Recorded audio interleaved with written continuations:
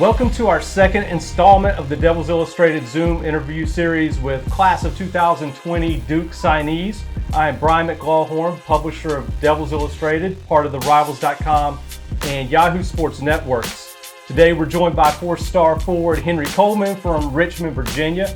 Henry, we're excited to have you join us here and take some time out of your day to talk with us a little bit about your high school season and coming up with your future at Duke.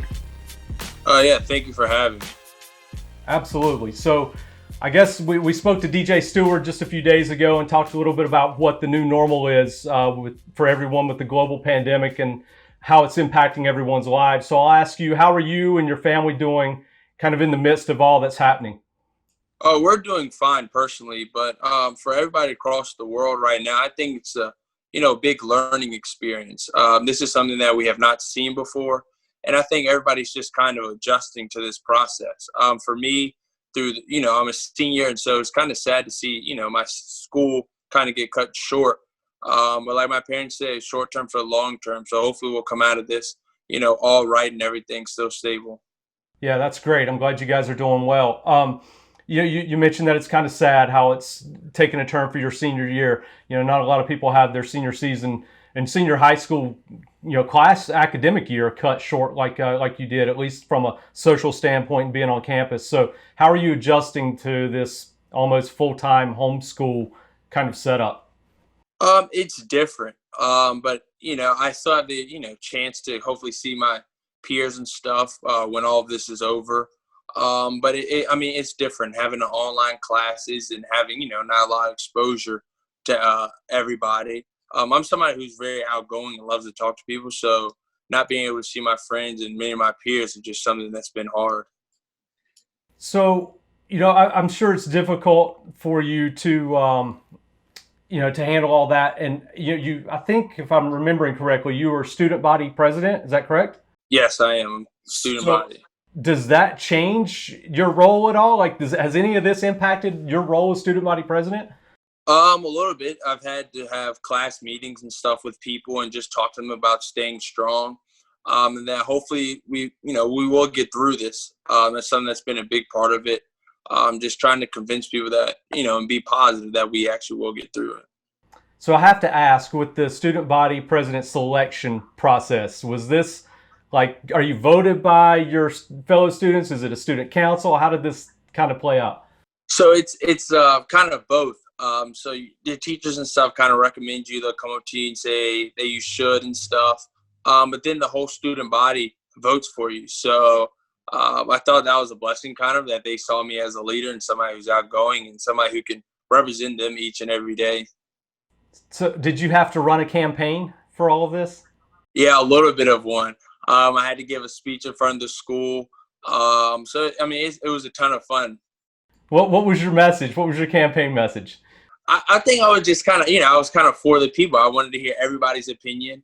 I was somebody who kind of hit every spectrum. I was kind of a guy who was in, advanced classes and a guy who's also, an athlete and was able to kind of hit all different types of spectrums and hear everybody's voices. That's awesome. Well, congratulations on that. That's a pretty cool honor. Thank you. Obviously, sports is such a small thing today. I mean, with everything that's going on. But the fact is it was such a huge part of a lot of our lives, whether you're an athlete or just a fan. So with no sports being on television, how have you gotten your sports fix over the last 3-4 weeks?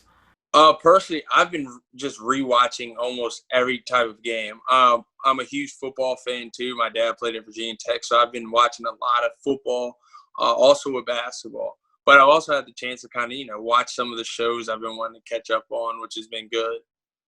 Is there any, have you watched any of the Duke basketball games from this past season or any that stick out to you? A ton of them.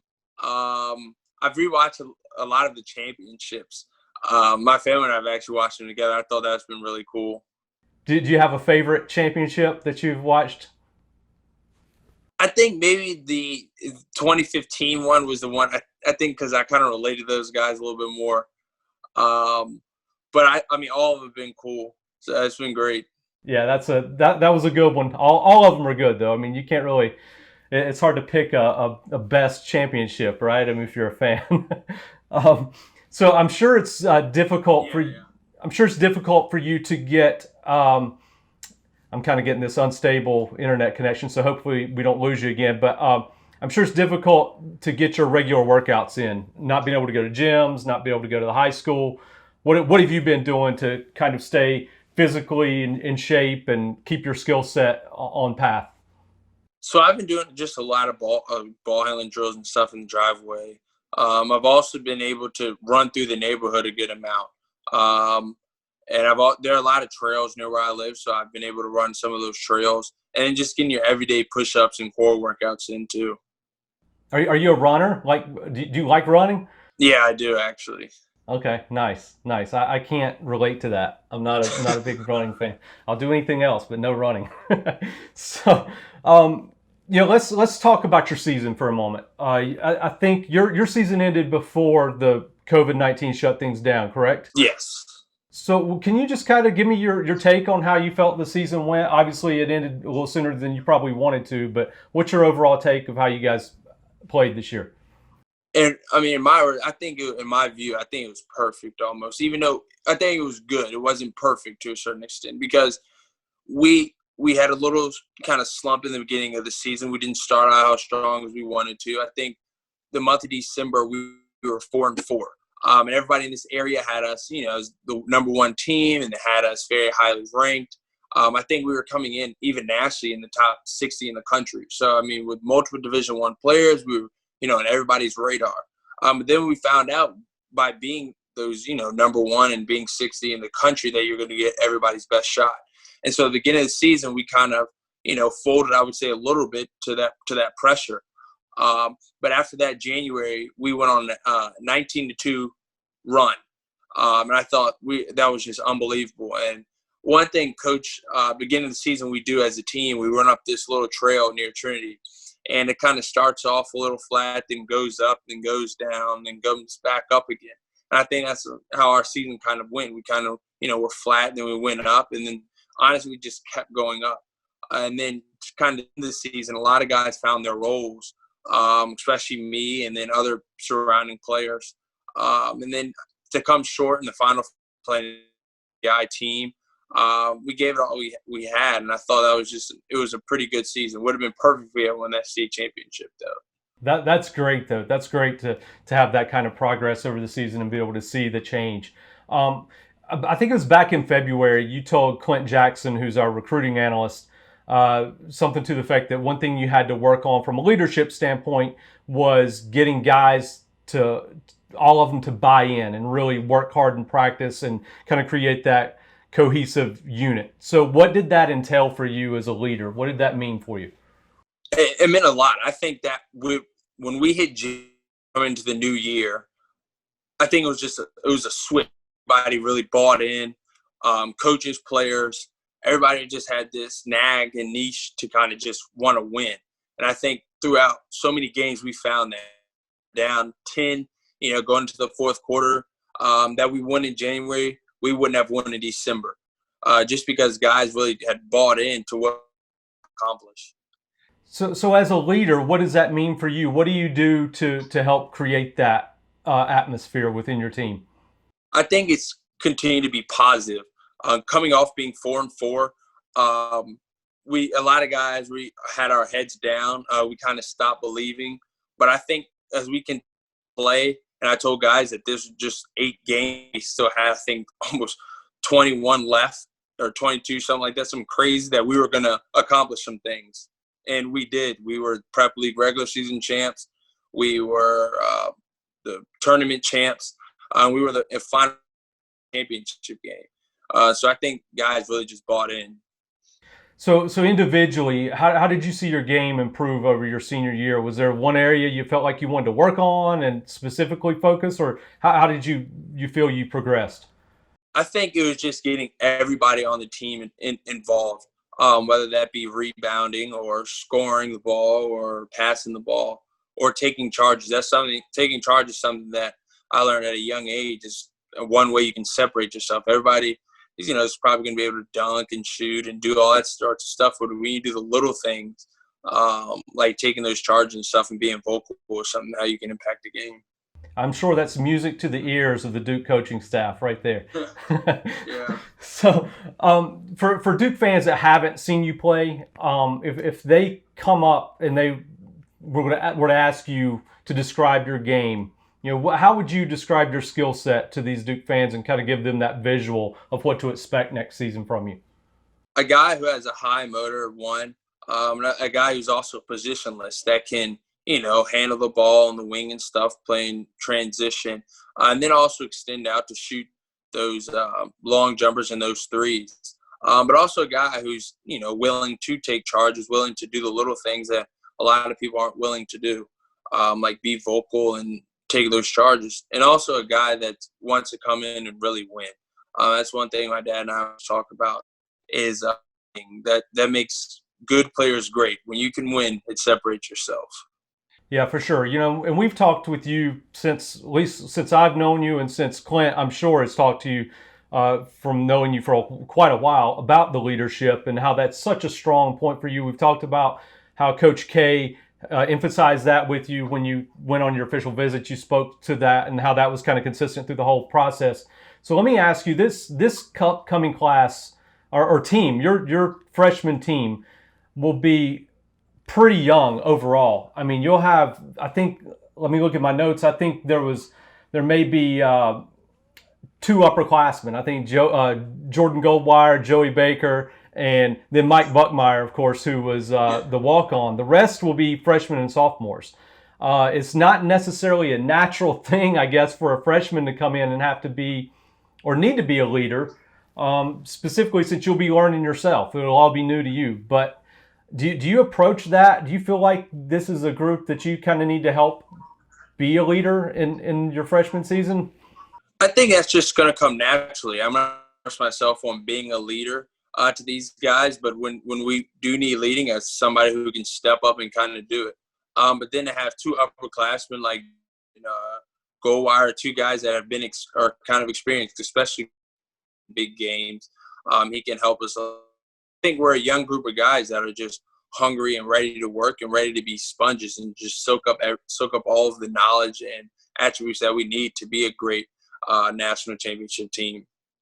So you're coming in with a pretty deep and balanced class. What impresses you most about your future classmates there at Duke? I think what I keep hearing is that we are balanced. We have a variety of guys that do a lot of different things. Jalen handling the ball, being one of those point forward guys. DJ being an unbelievable scorer at the shooting guard and point guard position. Jamie being a guy who can really stretch the floor with his shooting abilities. And then Jeremy being able to just control pace throughout the game, no matter the situation. And Mark, a guy who really can protect the rim and dominate the boards. All of us bring different attributes to the table. But one thing I do think we all have in common is that we are hungry and ready to win. What's your relationship like with those guys? I know Mark is from the area originally. I know Jeremy Roach is not too far down the road. Do you know those guys well, and what's that relationship like? Yeah, Mark and I are actually really, really close. We played AAU together with Team Loaded for a couple of years, so we've got to know each other over that. But I've met all these guys through camps and stuff. I used to play Jeremy when we were a little bit younger. He used to play Northern Virginia. I was from Central Virginia, so we always used to either go up there or we'd play at Boo Williams. So I've just known these guys through camps and a lot of other things. So with these guys, with Mark and Jeremy, how important is that relationship? Do you think that you've got it developed already before you go into Duke? Oh, it's huge. You always hear about these winning teams like the Warriors, for example, or about these guys have even stronger bonds off the court than they do on the court, and that's something I think that we have coming in. A lot of guys have played with each other. Jalen and Jamin have both played with each other, so it's it's a lot of cohesiveness that I hope that we are able to accomplish.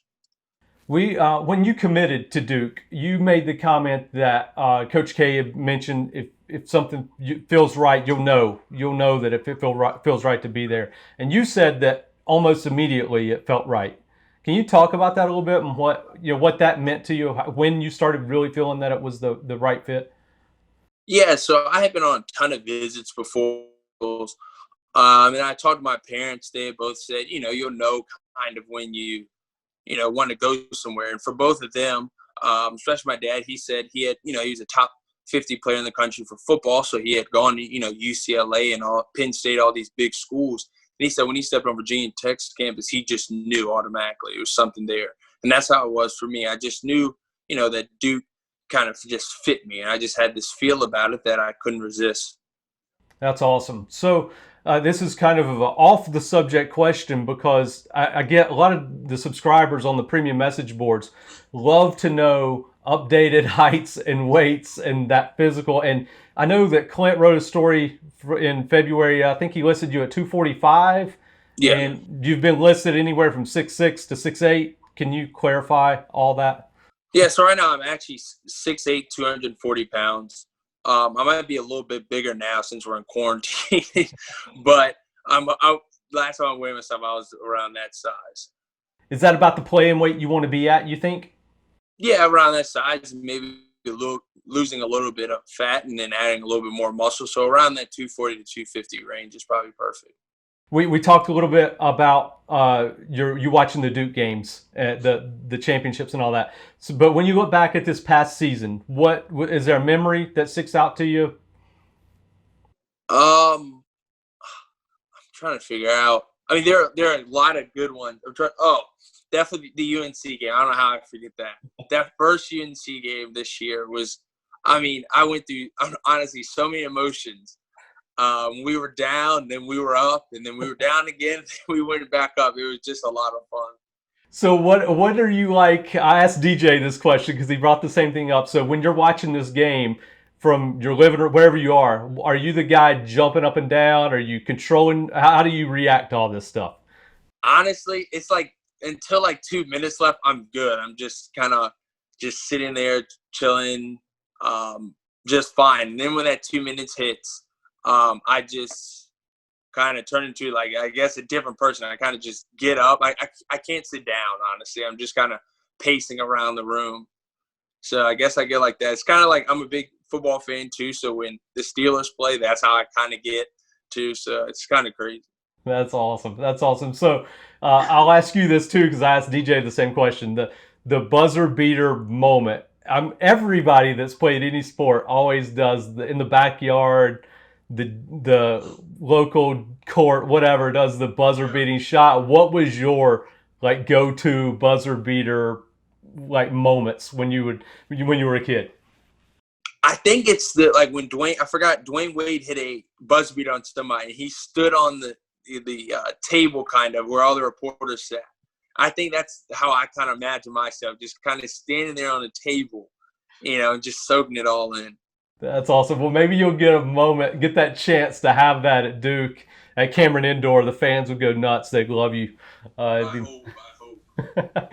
All right, so I'll let you get out of here with this question. What else do you think Duke fans should know about Henry Coleman? What would you like to let them know about yourself, and what would you like to share with Duke fans?